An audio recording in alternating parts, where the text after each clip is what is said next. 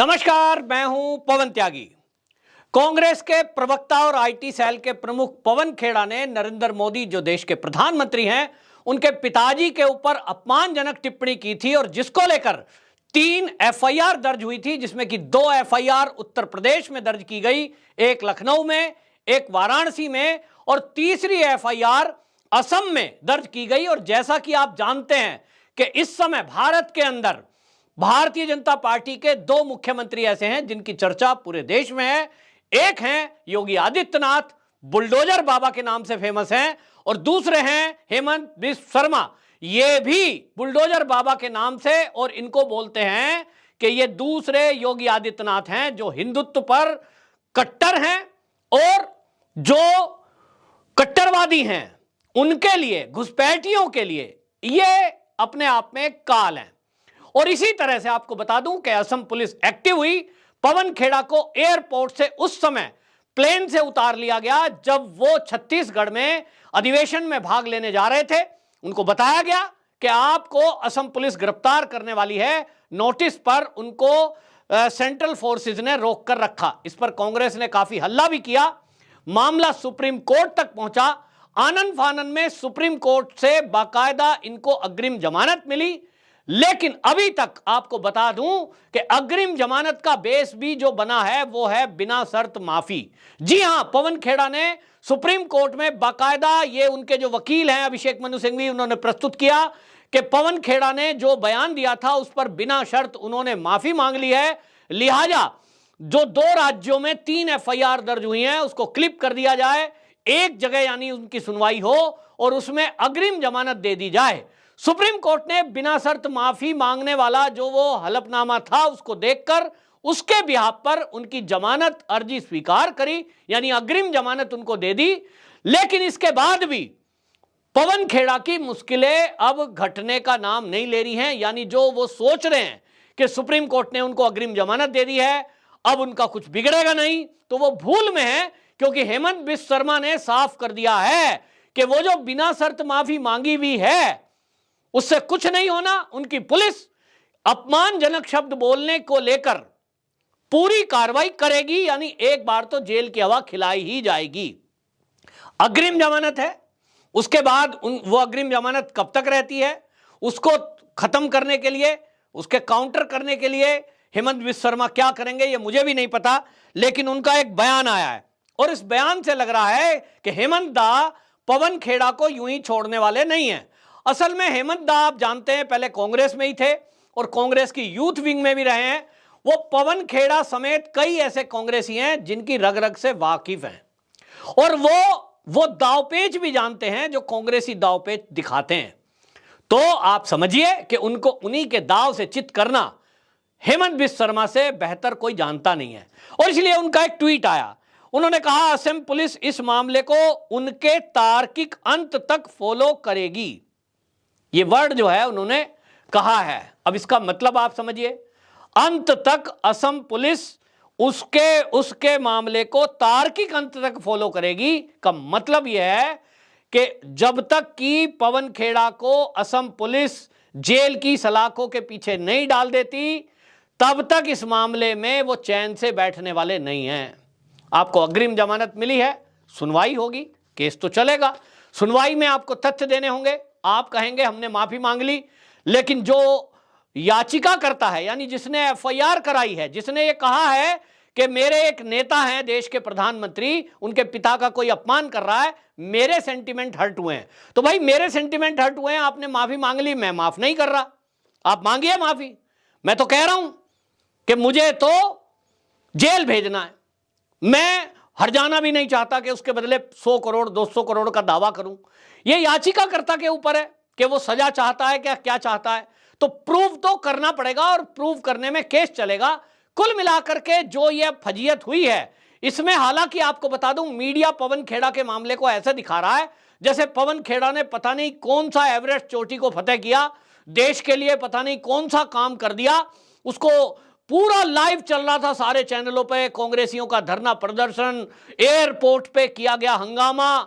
जबकि बात यह है कि ये जो कांग्रेसी हैं इनको देश के प्रधानमंत्री नरेंद्र मोदी और उनका जो उनकी प्रसिद्धि उनकी जो ताकत बढ़ रही है, उनको जो आज दुनिया के कई देश अपना नेता मानकर उनकी बड़ाई करते हैं कि साहब नेता हो तो ऐसा हो। आज जो पाकिस्तान में नरेंद्र मोदी के जय जयकार हो रहे हैं, लोग ये कह रहे हैं कि हमें नरेंद्र मोदी जैसा प्रधानमंत्री चाहिए, पाकिस्तानी बोल रहे हैं।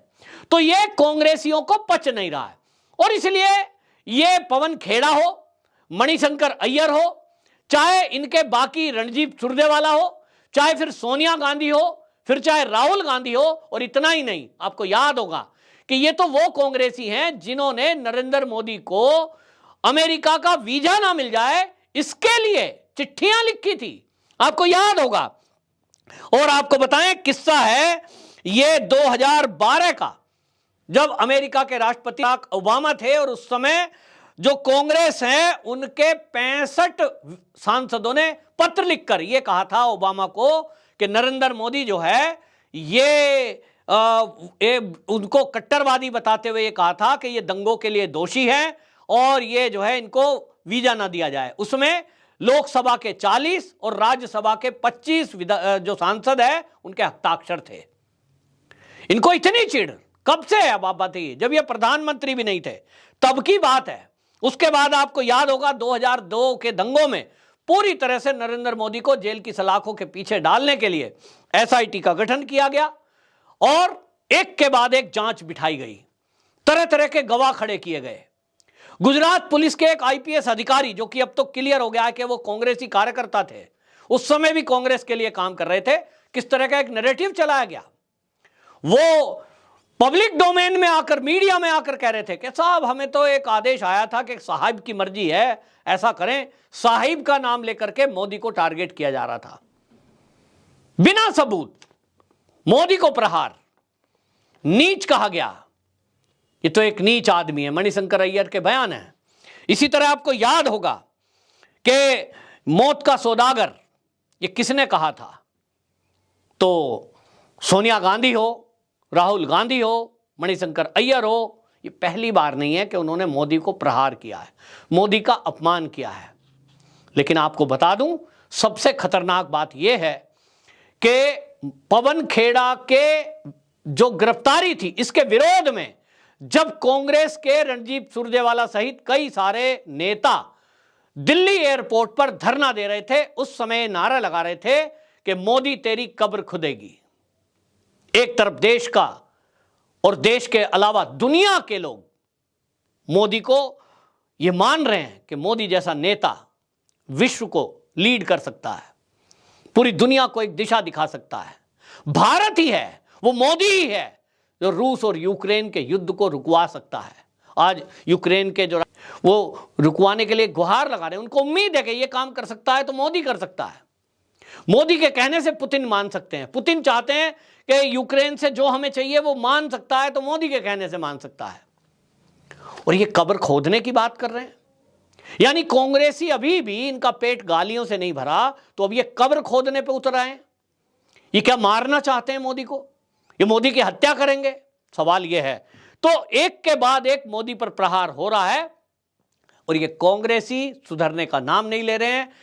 कांग्रेस का जो पतन हुआ है उसका एक कारण यही है कि इनका मुकाबला किस नेता से है और वो मुकाबला कैसे करना है इनको पता नहीं है। इनको लगता है कि गाली देंगे तो गाली देने से मोदी कुछ पलटवार करेंगे, लेकिन मोदी की आदत है कि वो पलटवार करते नहीं है। ये तो कार्यकर्ता हैं जिन्होंने एफआईआर की है।